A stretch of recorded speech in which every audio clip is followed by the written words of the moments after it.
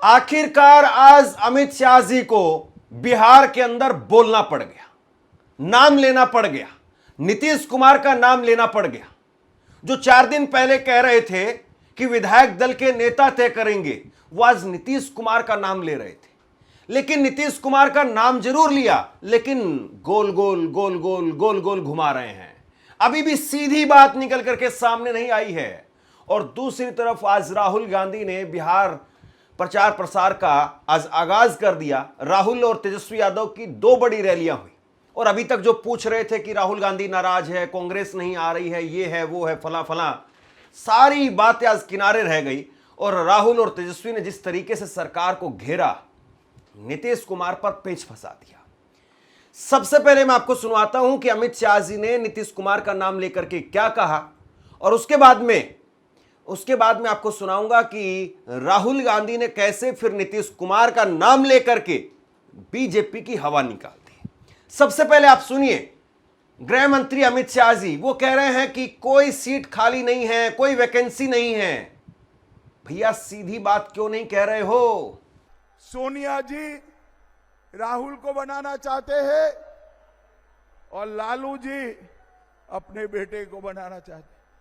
दोनों को मैं कह देता हूं, सीएम या पीएम कोई भी सीट खाली नहीं है। अब आप कहेंगे कि ये तो वीडियो कट करके लगा दी, 10 सेकंड की वीडियो दिखाई है, क्या पता अमित शाह जी ने इसमें आगे क्या कहा हो, पीछे क्या कहा हो। तो आगे और पीछे क्या कहा है जरा तफसील से खुद ही सुन लीजिए।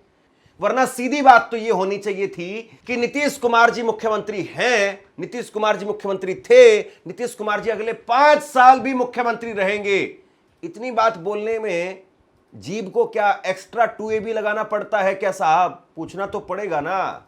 वो पुत्ते किसको टिकट दिया, पहले बार किसको टिकट दिया, मैं बता देता हूं। मैथिली जी आप आगे आइए। हमने ये 25 साल की युवा मैथिली ठाकुर को कोई राजनीतिक बैकग्राउंड के बगैर टिकट दिया। मुझे बताओ भाई, आरजेडी में ऐसा हो सकता है? बैठिए आप।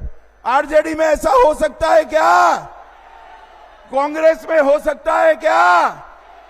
लालू जी अपने बेटे को मुख्यमंत्री बनाना चाहते हैं और सोनिया जी राहुल बाबा को प्रधानमंत्री बनाना चाहते हैं। अब मुझे बताओ दरभंगा वालों, जो अपने बेटे बेटियों के लिए लगे हो, आपका नंबर लगेगा कभी क्या?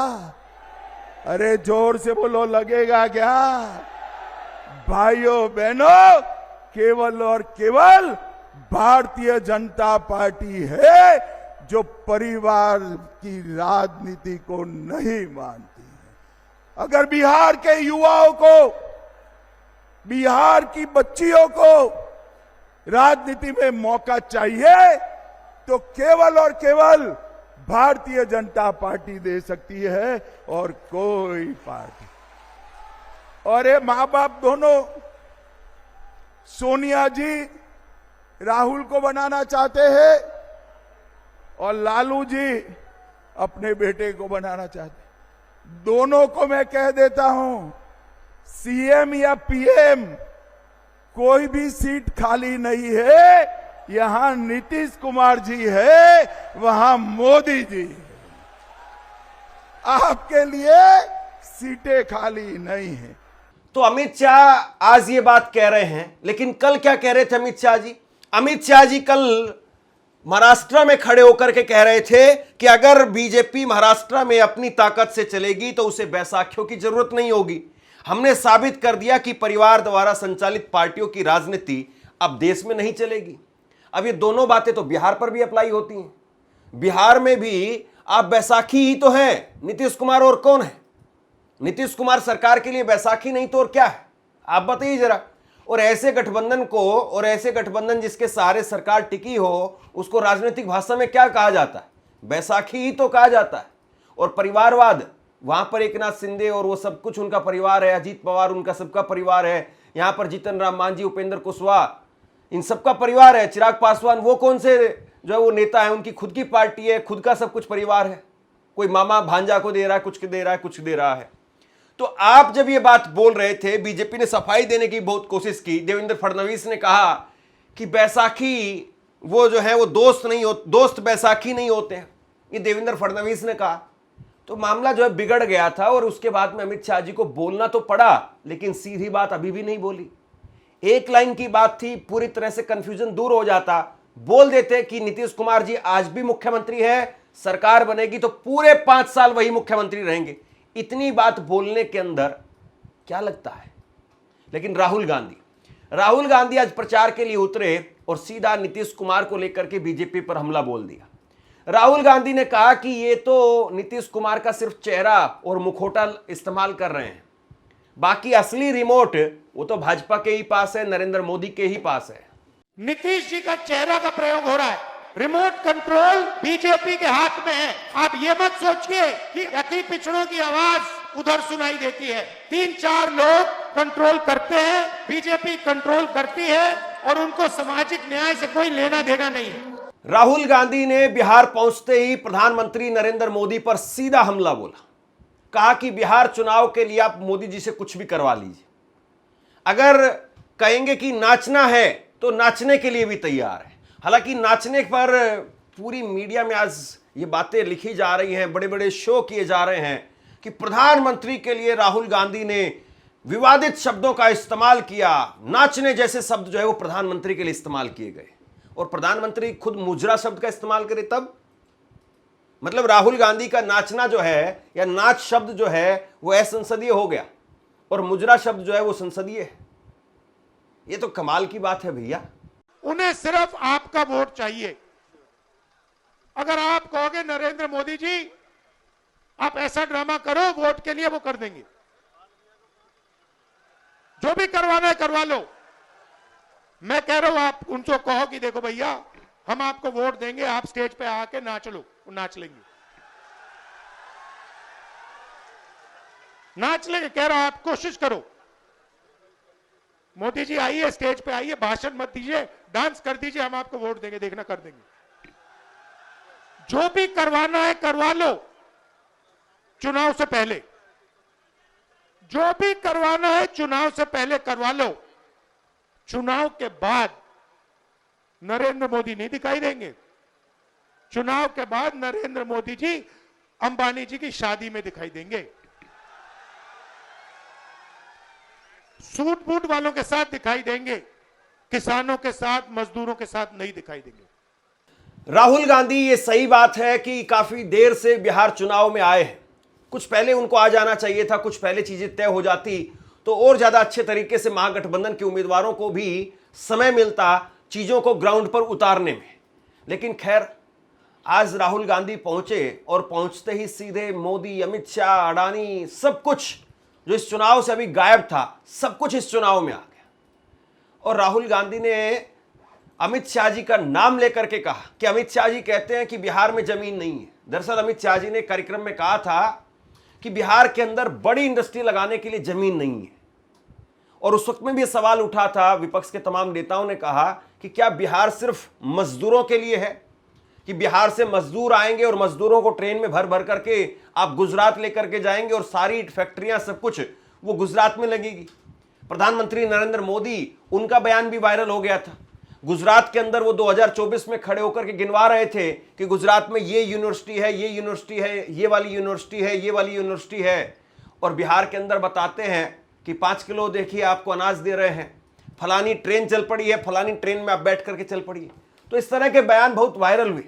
और आज राहुल गांधी ने उतर करके कहा कि जब गरीबों की बात होती है, फैक्ट्री खोलने के लिए बात होती है, इंडस्ट्री के लिए बात होती है, तो ये कहते हैं जमीन नहीं है।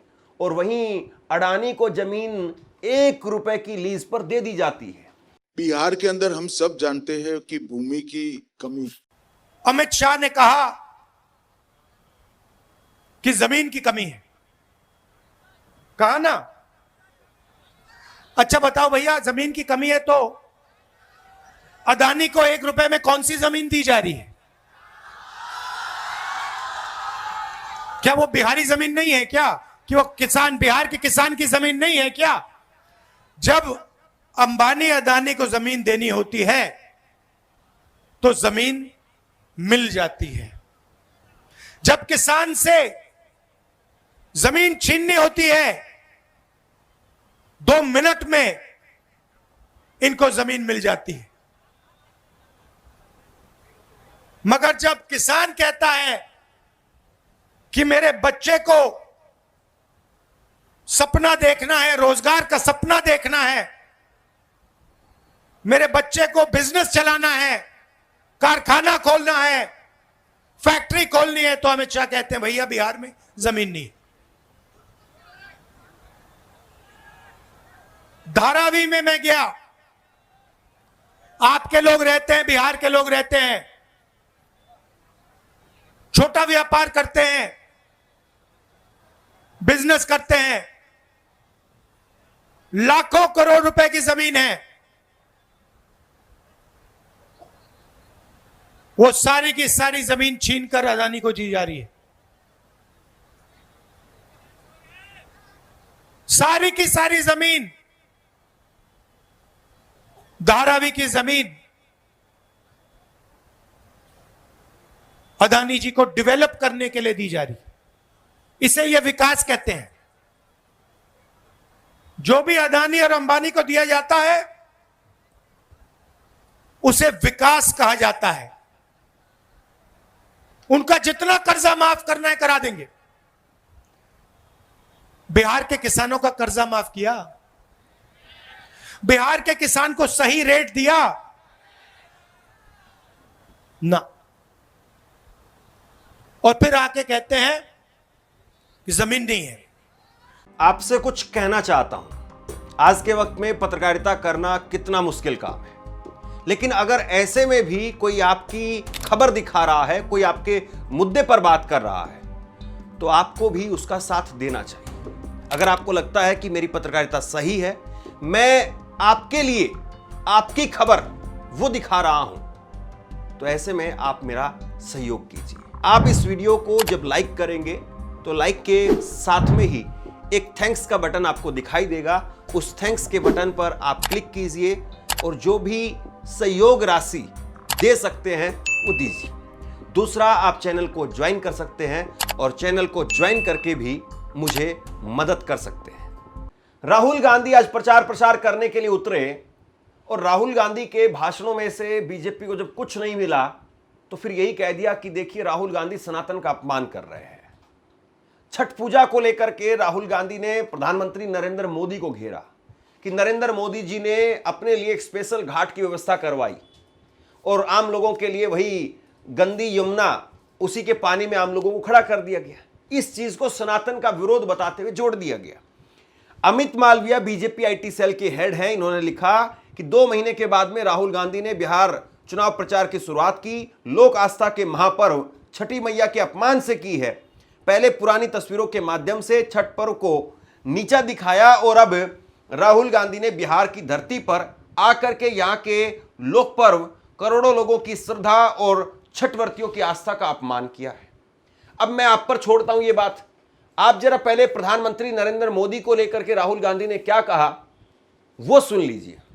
पहले मैंने टीवी पे देखा, एक तरफ यमुना, फोटो देखी आपने, वो देखी, एक तरफ यमुना, गंदा पानी, उसको अगर कोई पी ले या उसमें घुस जाए बीमारी हो जाए। दूसरी तरफ छोटा सा मोदी जी के लिए तालाब, दूर दूर से पाइप से पानी आता है। एक हिंदुस्तान, मोदी जी वाला हिंदुस्तान। अगर मोदी जी को ड्रामा करना है, छठ पूजा का ड्रामा करना है, तो पानी आ जाएगा, वीडियो कैमरा आ जाएंगे, साफ पानी, और उसी के 10 गज दूर हिंदुस्तान की सच्चाई। एक तरफ नाटक, अंबानी अदानी का हिंदुस्तान, नरेंद्र मोदी का ड्रामा, और दूसरी तरफ हिंदुस्तान की सच्चाई, गंदा पानी, बीमारी। टीवी पे आया, टीवी पे वो पाइप दिख गया कि भैया नरेंद्र मोदी जी नहाने आएंगे, बाकी हिंदुस्तान गंदे पानी में नहाएगा। नरेंद्र मोदी जी के लिए साफ पानी आएगा, पाइप में तालाब बनाया जाएगा, मोदी जी ड्रामा करेंगे। ये पूरे हिंदुस्तान ने देखा है, पूरे हिंदुस्तान ने देखा। और जैसे लोगों को वो पाइप दिख गया, नरेंद्र मोदी कहते मैं तो नहीं जाऊंगा। इसके बाद में राहुल गांधी ने प्रधानमंत्री नरेंद्र मोदी का नाम लेकर के कहा कि प्रधानमंत्री बिहार आते हैं और बिहार आकर के कहते हैं कि भैया आप रील बनाइए। रील बना करके बिहार के युवा वो करोड़ों रुपए की कमाई कर रहे हैं। लेकिन राहुल गांधी ने पूछा कि ये बिहार के युवा वो तो रील बना रहे हैं, लेकिन असली कमाई वो तो मालिक कर रहा है। डेटा किसके थ्रू आ रहा है, पैसा किसको जा रहा है, रिचार्ज करवाते हैं तो वो पैसा किसकी जेब में जाता है? अंबानी की जेब में। मोदी जी कहते हैं, बिहार के युवाओं से कहते हैं कि हमने आपको कम दाम में डेटा दे दिया। आपने कम दाम में डेटा दे दिया, मगर डेटा की कंपनी किसको दी? पैसा कौन बना रहा है? बिहार का युवा नहीं बना रहा है, जियो का मालिक बना रहा है। फायदा तो आपने उसको दिया, और बिहार के युवा के सामने आकर आप झूठ बोल रहे हो कि हमने आपको डेटा दिया। नहीं, आपने डेटा नहीं दिया। आपने अंबानी जी को हिंदुस्तान का स्पेक्ट्रम दिया, जियो की कंपनी के लिए आपने सब कुछ किया। आप वो क्यों नहीं बोलते हो? राहुल गांधी के आते ही आज तेजस्वी यादव वो भी नए तेवर में आज नजर आए, और तेजस्वी यादव उनके भाषणों में भी आज तीखापन देखने को मिला। तेजस्वी यादव ने कहा तख्त बदल दो, ताज बदल दो, और उसके साथ में बिहार की सरकार को लेकर के और प्रधानमंत्री नरेंद्र मोदी को लेकर के जबरदस्त हमला बोला। तख्त बदल दो, ताज बदल दो, बेईमानों का राज बदल दो। 20 साल से ये खट्टारा सरकार चल रही है। अगर 20 साल बहुत लंबा वक्त होता है, 20 साल नीतीश जी और एनडीए की सरकार है, 11 साल से नरेंद्र मोदी जी प्रधानमंत्री हैं, एमपी यहां का है, लेकिन दरभंगा के लिए, दरभंगा के लोगों के लिए क्या काम किया इन्होंने? आज भी देख लीजिए, मधुबनी और दरभंगा मिला के 3 चीनी मिल है। तीनों चीनी मिल बंद है कि नहीं है? चीनी मिल खुलना चाहिए कि नहीं खुलना चाहिए? तेजस्वी को एक मौका मिलेगा। दोनों हाथ उठा के बोले एक मौका मिलेगा। एक मौका मिलेगा तो ये तीनों चीनी मिल तेजस्वी चालू कराने का काम करेगा। हम लोग ऐसा बिहार बनाना चाहते हैं कि किसी बिहारी भाई को पढ़ाई, दवाई, कमाई के लिए बाहर ना जाना पड़े, किसी मां को अपने बेटे से दूर ना रहना पड़े, अपने पतियों से दूर ना रहना पड़े। लोग कमाने खाने दूसरे राज्य जाते हैं। लोगों को नौकरी चाहिए, अच्छी शिक्षा चाहिए, अच्छा अस्पताल चाहिए ताकि इलाज हो सके। इस महंगाई की मार में लोगों को आर्थिक न्याय चाहिए। बिहार को फूड प्रोसेसिंग यूनिट चाहिए। क्या कमी है? मखाना है, केला है, मक्का है, लीची है, लेकिन 11 साल में मोदी जी कुछ किए हैं क्या मखाना वालों के लिए? कुछ नहीं। मजदूरों के लिए कुछ नहीं, किसानों के लिए कुछ नहीं, केवल ठगने का काम किए।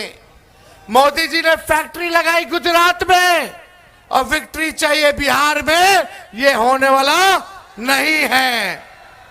कोई कितना भी कुछ कहे, लेकिन तेजस्वी ने किसी का नुकसान किया है क्या? हाथ उठा के बताइए, नुकसान किया है क्या? एक मौका मिलेगा ना? आप सब लोग अगर एक मौका दीजिएगा हमको एक मौका दीजिए, नौकरी पक्की होगी और आपके उम्मीदों का छक्का तेजस्वी लगाने का काम करेगा। बिहार में एक मुद्दा बहुत जोर शोर से उठ रहा है कि मल्लाह को डिप्टी सीएम बनाने का ऐलान कर दिया गया, तेजस्वी यादव को सीएम बनाने का ऐलान कर दिया गया, यानी 14% वाले सीएम बनेंगे, 2.5% वाले डिप्टी सीएम बनेंगे। फिर उसके बाद में कह दिया गया कि मुसलमान कहां जाएंगे, दलित कहां जाएंगे, ये फला फला फला फला फला फला बहुत सारी बातें चल रही थी। राहुल गांधी ने कहा कि हम सबकी सरकार बना रहे हैं, ईबीसी के लिए एक स्पेशल मैनिफेस्टो लेकर के आ रहे हैं और उस मैनिफेस्टो को लागू करेंगे। महागठबंधन की सरकार जो बनेगी, ये आप अच्छी तरह सुनिए, ये हर जात की, हर धर्म की सरकार होगी। इसमें हर जात के लिए, हर धर्म के लिए जगह होगी और इज्जत होगी। चाहे ईबीसी हो, पिछड़ा वर्ग हो, दलित हो, महादलित हो, माइनॉरिटी हो, गरीब जनरल कास्ट के लोग हो, ये सबकी सरकार बनेगी और इसका काम बिहार को एक बार फिर विकास की पटरी पर लाने का होगा। हमने अति पिछड़ों के लिए, ईबीसी वर्ग के लिए हमने स्पेशल मैनिफेस्टो बनाया है।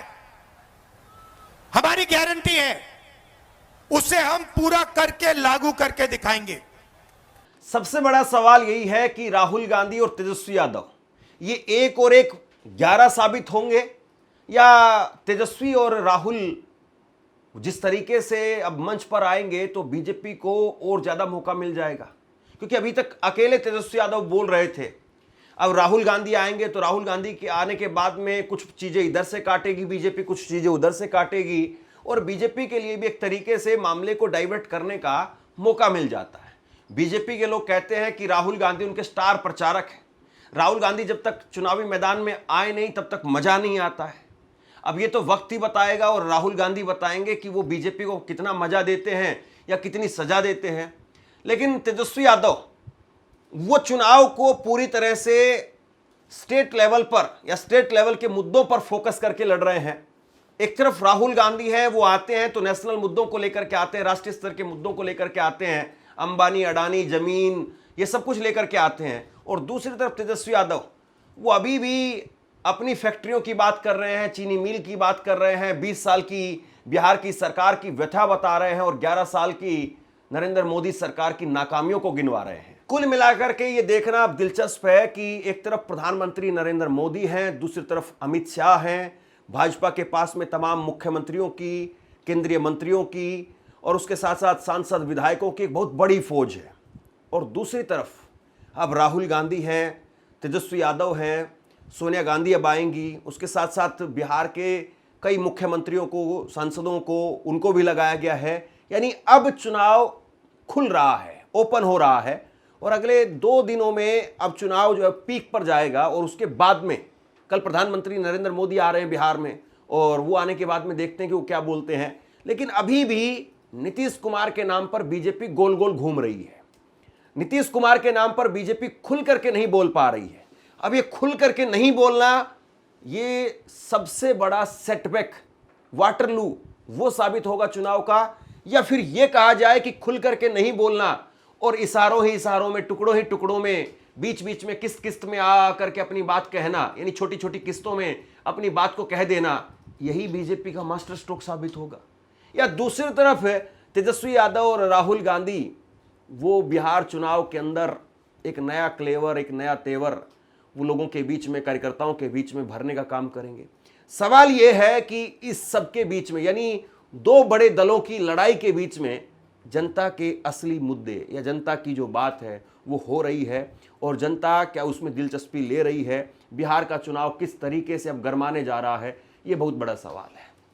आप क्या सोचते हैं नीचे कमेंट बॉक्स में लिख करके जरूर बताइए। इस खबर को शेयर कीजिए। धन्यवाद।